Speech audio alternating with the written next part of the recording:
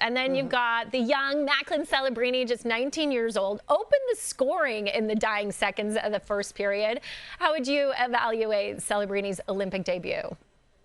Mature, very mature when you talk about Macklin Celebrini, and he's been able to do it with the San Jose Sharks all season long. 19 years old, first Olympic game, first shift in front of the world. Within minutes, Macklin Celebrini put the puck in the net and changed the tone of Canada's tournament opener. The scoreboard read 5-0 by the final horn. The result placed a teenager at the center of the global hockey stage, and the reaction moved fast. The story begins with a roster decision that raised attention before the puck even dropped. Macklin Celebrini entered the 2026 Winter Olympics as one of the youngest players on Team Canada. At just 19 years old, he was skating alongside some of the NHL's most established names. The pressure was clear, the stage was global, and the expectations were measurable. Canada opened its Olympic campaign against Czechia in Milan. The return of NHL players to Olympic competition added weight to the matchup. The pace was immediate. Canada established puck control early. Then came the moment that shifted headlines. Reuters reported that Celebrini made an early statement as Canada opened its campaign with an emphatic win. That statement came in the form of a goal in the opening stretch of the first period. The 19-year-old did not wait to adjust to Olympic speed. He converted early and gave Canada the lead. That goal changed the structure of the game. With the advantage secured, Canada controlled tempo through disciplined positioning and efficient breakout. Czechia attempted to respond, but sustained offensive pressure did not materialize. Canada extended its lead before the end of the first period. The roster surrounding Celebrini featured elite experience. Connor McDavid and Nathan MacKinnon were part of the forward group. Celebrini's name appeared alongside them in post-game reports. By the end of the second period, Canada's control was reflected on the scoreboard. The defensive structure limited high-danger chances. Neutral zone coverage restricted Czech entries. Shot attempts from distance were contained. In net, Jordan Binnington turned aside every shot he faced. His performance secured the shutout. With no goals allowed, Canada maintained full scoreboard command. The final horn confirmed the result. Canada 5, Czechia 0. But while the team victory established tournament momentum, the headline remained fixed on one detail: a 19-year-old scoring in his first Olympic game, and doing it before many had settled into their seats. The final score read 5-0, but the larger impact extended beyond one game. The margin strengthened Canada's position in group standings and boosted early goal differential, a key factor in tournament play. Yet coverage across international outlets centered on one name. Reuters focused on the teenager who made an early statement, placing Celebrini at the center of the opening narrative. The return of NHL players to Olympic competition shaped the broader setting. This tournament marked a renewed presence of league talent on the global stage. Canada's roster reflected that depth and experience. Celebrini entered that environment as a first-time Olympian. At 19, he was competing against seasoned professionals from multiple nations. His early goal came against an established Czech lineup. That detail amplified attention. Canada's offensive production extended across all three periods. The team did not rely on a single surge. After taking the early lead, they added to it in measured phases. Puck movement remained controlled. Breakouts were clean. Czechia struggled to generate sustained pressure in the offensive zone. Defensive pairings closed gaps quickly and reduced scoring lane. Behind that structure stood Jordan Binnington. The goaltender stopped every attempt directed at him. The shutout marked a decisive defensive outcome in Canada's opener. With no goals conceded, the performance reflected complete control from both ends of the ice. Celebrini's Olympic debut now forms part of official tournament record. 1 goal, opening game, 5-goal victory. International reporting linked his age directly to the impact of the moment. Competing alongside Connor McDavid and Nathan MacKinnon, the 19-year-old's name appeared in the same summaries and match recaps. Group stage tournaments move quickly. Each result influences momentum and positioning. Canada secured full points with the regulation win. The 5-goal spread added statistical advantage. The shutout added defensive strength to the standing. The immediate outcome was clear. Canada began its campaign with authority, and at the center of that first statement stood a teenager whose opening goal shifted headlines across the hockey world. For the captain of Team USA, Austin Matthews,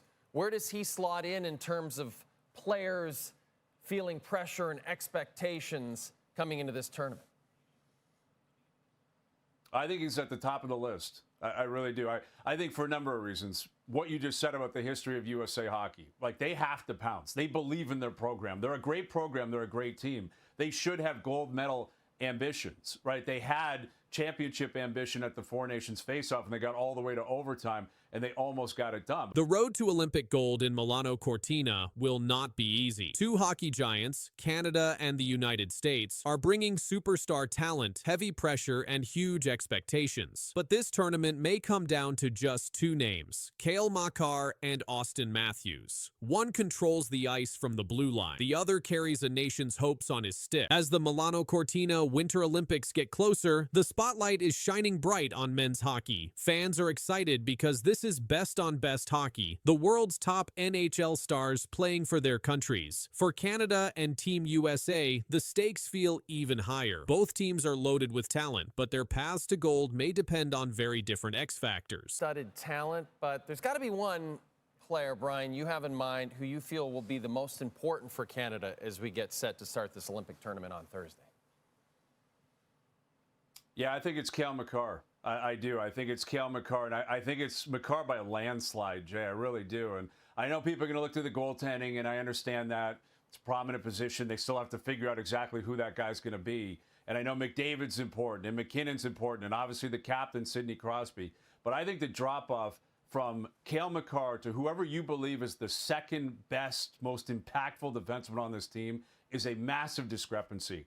Much more of a discrepancy between McDavid and McKinnon. For Team Canada, one player stands above the rest in importance, and it's not Connor McDavid or Sidney Crosby. The biggest difference maker could be defenseman Cale Makar. That might sound surprising because Canada has so many superstar forwards. But hockey is not just about scoring. It's about controlling the whole game, offense, defense, and transition. That's where Makar becomes priceless. Analyst Brian Hayes calls Makar Canada's most important player because of what he calls the gap theory. This means the talent drop between Makar and the next Canadian defenseman is much bigger than the gap at forward positions. If McDavid has a quiet game, Nathan McKinnon can step up. If Crosby slows down, other elite centers can fill minutes. But on defense, there is no true replacement for Makar's skill set. Makar does everything at an elite level. He skates like a forward, defends like a veteran shutdown player, and runs the power play with calm control. He moves the puck out of danger faster than almost anyone in the world. That ability helps Canada spend less time defending and more time attacking. In Olympic hockey, where games are tight and mistakes matter, that puck movement is gold. Because of his value, experts believe Makar could play huge minutes, maybe even 30 minutes in a gold medal game. That's half the game. Very few players can handle that load without breaking down. But Makar's conditioning, hockey IQ, and skating allow coaches to trust him in every situation, even strength, power play, and penalty kill. Health, however, is the one shadow hanging over Canada. Makar previously missed the Four Nations face-off due to injury. That absence showed how vulnerable Canada can look without him. Their breakouts were slower. Defensive coverage looked shakier. If Canada wants Olympic gold, they likely need Makar healthy from start to finish. Without him, their championship odds drop fast. While Canada's pressure sits on one defenseman, Team USA's pressure centers on one forward, Captain Austin Matthews. This tournament could define Matthews' legacy. Team USA has not won Olympic gold in the NHL best-on-best era, which began in 1998. That drought hangs heavy over American hockey. Many believe this current roster is the strongest the US has ever iced.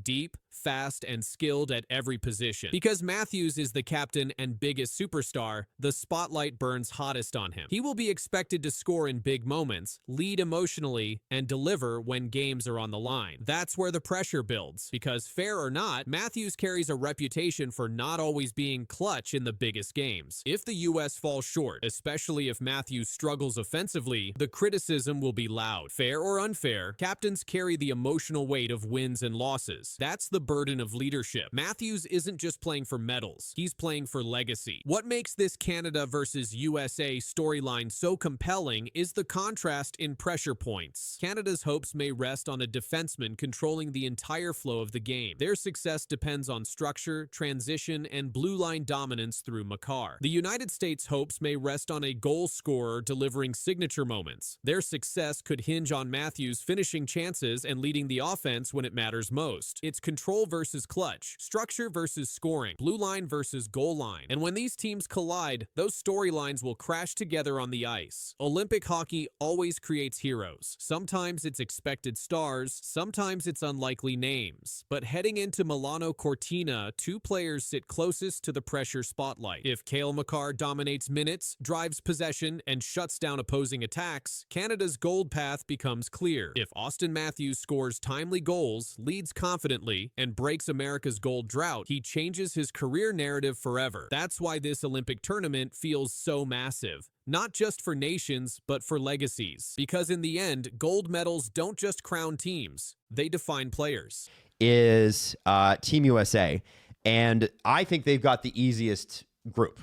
Easily the easiest group. And so they might be a sleeper to be the #1 seed in the tournament because of it. Like, it's a really, really easy go. This is the quiet reality of the 2026 Winter Olympics. Team USA has entered the tournament with less fanfare than Canada, and that has shaped early perception. They are being viewed as secondary contenders, but depth, defensive mobility, and prime age production suggest the competitive balance may be closer than assumed. And once the roster is examined closely, it becomes clear Team USA is far better than most people think. The idea that the United States enters Milan as a step behind is rooted more in reputation than structure. Canada carries historical gold medals and generational name. That history dominates coverage. Yet Olympic tournaments are not decided by legacy. They are decided by roster balance, deployment stability, and execution under compressed conditions. Leadership stability defines the American approach. USA Hockey named Austin Matthews as captain for the Milano Cortina game. Charlie McAvoy and Matthew Tkachuk were selected as alternate captain. This structure mirrors the leadership group deployed in recent international competition. There was no overhaul following their most recent international loss. No reactionary shift in identity. The same core remains intact. Matthews enters the Olympics in his prime years. In recent NHL seasons, he recorded a 60-goal campaign and consistently ranked among league leaders in shot generation and two-way impact. His usage extends beyond scoring. He handles defensive zone deployments, late-game shifts, and matchup responsibilities against elite centers. The captaincy formalizes his role as a central pillar of the roster. The most recent international comparison between the United States and Canada came in the Four Nations face-off final. Canada won 3-2 in overtime. The difference was a single goal beyond regulation. The United States did not surrender control of the game. It did not concede structurally. It pushed the tournament favorite into sudden death. Over time, margins reflect parity. The result demonstrated that the gap between these two rosters is narrow. One defensive read, one power play sequence, one bounce separated the teams. The structural framework held. Defensive construction may be the most underappreciated advantage on this roster. Quinn Hughes, Adam Fox, and Charlie McAvoy anchor a blue line built for modern international play. Hughes and Fox have each produced elite offensive numbers from the defensive position in recent NHL seasons. Both have been finalists for the Norris Trophy. McAvoy provides physicality, defensive reliability, and penalty kill deployment against top line. International hockey rewards defensemen who retrieve pucks efficiently and exit the zone under pressure. Larger ice surfaces create more lateral space. Teams that move the puck cleanly reduce extended defensive zone time. The American defensive core is constructed around mobility and transition speed. Depth extends through all three defensive pairings. No single pairing carries disproportionate responsibility. Each unit can handle offensive zone activation and defensive zone containment. In condensed tournaments, this reduces fatigue and limits matchup exposure. Goaltending may represent the clearest measurable advantage. Compared to the ongoing debate surrounding Canada's crease, the United States enters the Olympics with stronger recent NHL regular season metrics among its projected starters. American goaltenders have posted higher save percentages and more consistent performance trends in recent seasons. Stability in the crease removes distraction. Olympic tournaments hinge on limited game. Clear deployment hierarchy reduces mid-event uncertainty. The United States does not enter Milan facing questions about its starting goaltender. Preparation remains uninterrupted. No single American line carries the burden of generating offense alone. Deployment flexibility allows the coaching staff to maintain pace across four lines. Balanced usage reduces fatigue entering elimination round. The Olympic format amplifies emphasize these structural traits. NHL participation returns after a 12-year absence. Many players across all nations are making Olympic debuts. Prior Olympic experience is less concentrated than in previous eras. Current roster construction matters more than historical medal counts. Group stage play precedes elimination rounds. Seeding influences quarterfinal matchups. The United States roster is built to sustain performance across stylistic variation. Defensive mobility supports adjustments against heavier forechecking teams. Forward speed pressures slower defensive units. Special teams add another layer of structural strength. Mobile defensemen facilitate lateral puck movement on the power play. Penalty kill units include forwards accustomed to defensive zone responsibility in NHL competition. International rules place emphasis on discipline. Special teams efficiency often determines knockout outcome. Public framing often emphasizes Canada's generational star power. That emphasis can obscure structural parity. The United States does not rely solely on individual brilliance. It operates through balance, mobility, and deployment clarity. The overtime result at Four Nations underscored how thin margins can be at the international level. A single possession can decide elimination game. The United States demonstrated it operates within that margin consistently. This Olympic cycle presents a new environment. NHL players return after a prolonged absence. Chemistry must develop quickly. Coaching continuity and defined leadership become central. The United States enters Milan without structural uncertainty. The narrative may continue to position the United States as secondary. That narrative is rooted in historical memory. The measurable components of this roster suggest something closer to equivalence. Execution will determine outcomes once competition begins. Leadership is established. Defensive mobility is among the strongest in the field. Goaltending metrics compare favorably. Prime age production aligns with tournament demand. Public perception may take time to adjust. The structure is already in place.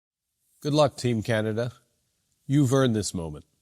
After long days and late nights, through discipline, sacrifice, and relentless effort, you're ready to compete at the highest level. The wait is over. The biggest rivalry in hockey has reached the Olympic stage once again. Team Canada and Team USA arrive in Milan with Usually look like, but nothing set in stone yet. Well, for me, it's Celebrini, McDavid, Wilson. I love that. I think that that's a really good line. I saw how they come together there.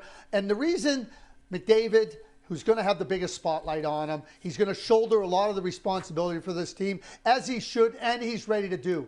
But Tommy Wilson on that right side of him. The 2026 Winter Olympics in Milano Cortina mark a major return for international hockey. For the first time since 2014, NHL players are competing in the Olympic Games. The league paused its season to allow full participation. This decision changed the level of competition immediately. Canada arrived with a roster built from elite NHL talent, international experience, and Olympic success. Team Canada officially named its men's Olympic roster on December 31st, 2025. The team includes 25 players, all with professional experience. The roster was selected by Hockey Canada after months of evaluation. The group combines veteran leadership, playoff-tested stars, and players with past international success. Sidney Crosby was named captain of Team Canada. The decision was announced before the team traveled to Milan. Crosby has won 2 Olympic gold medals in 2010 and 2014. He scored the overtime goal that decided the gold medal game at the 2010 Vancouver Olympics. His Olympic experience spans more than a decade. Canada's leadership group also includes alternate captains drawn from top NHL teams. These players have logged hundreds of playoff games. Several have worn the maple leaf in world championships and best-on-best tournaments. This structure gives Canada stability on the ice and clarity in decision-making during high-pressure moments. The Canadian roster is built around depth. Every line includes players who contribute at both ends of the ice. Defense pairs include puck-moving defensemen and physical shutdown players. Goaltending selections were based on recent NHL performance and international results. Hockey Canada confirmed that balance and consistency guided the final selections. Team USA also finalized its roster ahead of the games. USA Hockey selected a mix of veteran NHL players and younger skaters with recent international experience. The American roster emphasized emphasizes speed and transition play. Several players come from teams known for fast-paced systems in the NHL. Despite the strength of the U.S. lineup, Canada enters the matchup with historical advantage. Canada and the United States have faced each other multiple times in Olympic men's hockey. Canada won the gold medal game in 2010 and defeated the United States in the semifinals in 2014. Those games were decided by narrow margins. The Olympic schedule placed Canada and the United States in the same preliminary round group. This guarantees a group stage meeting before the knockout rounds. Group placement affects seeding and quarterfinal matchups. A win provides a measurable advantage in the tournament structure. Team Canada arrived in Milan following the NHL Olympic break. Players traveled within days of their last league game. Practices were held at Santa Giulia Arena. Coaching staff focused on adapting to international ice size and IIHF rules. These rules differ from the NHL in areas such as icing, overtime, and physical play. Canada's coaching staff, led by John Cooper, set clear expectations before the tournament. Cooper stated publicly that the goal was a gold medal. The message reflected Canada's approach to Olympic hockey. Performance standards were defined before the first practice. In the lead-up to the Olympic group stage meeting, players from both sides addressed the rivalry. The statement was published in international coverage ahead of the game. Canada's preparation emphasized discipline and structure. Practices focused on special teams, execution, and defensive zone coverage. Coaching staff monitored player workload due to the quick transition from